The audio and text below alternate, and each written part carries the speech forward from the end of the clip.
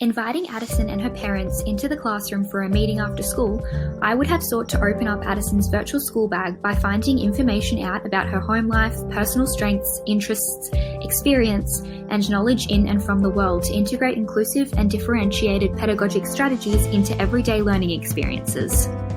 If Mr. Brown had have considered Addison's virtual school bag, he would have found she has 3 older siblings who have also struggled with being labelled as disruptive and poor performers at the school, providing evidence of the progressive deficit discourse throughout Addison's family.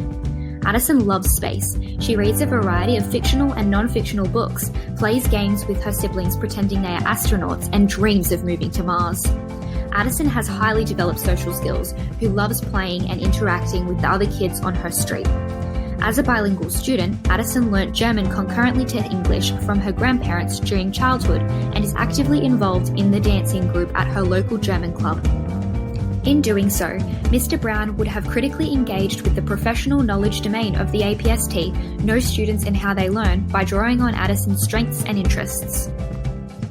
During this meeting, I would also engage in reflective teacher-student talk to find out how Addison is feeling. If Mr. Brown had have done so, he would have found that Addison was feeling disheartened at school because she felt as though her efforts weren't being recognised. Due to this, she stopped trying and began to see school from a negative light, hence her poor achievement and disengagement. With access to this information from Addison's virtual school bag, Mr. Brown could have integrated turnaround pedagogies as the pedagogical strategies teachers use to disrupt or challenge a deficit discourse or a widely reproduced structural disadvantage.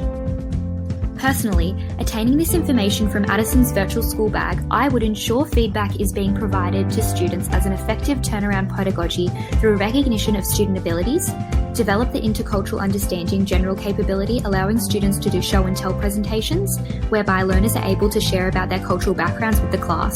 This could be fostered with a Cultural Foods Day, where students bring in foods from their backgrounds and share stories for deep intercultural knowledge and understanding. Develop a science unit based around space, where cardboard virtual reality headsets could be used to give visual learning experiences to abstract and conceptual learning. Providing mixed ability group work opportunities during this unit would allow for learners to foster Addison's social skills, while providing opportunities for peer tutoring. This allows Addison to demonstrate her knowledge through supporting her peers and developing hers and their understanding. Integrating these strength-based pedagogical approaches to learning would break the pattern of the reproduction of poor behaviour and performance through a strong focus on personal strengths rather than deficits.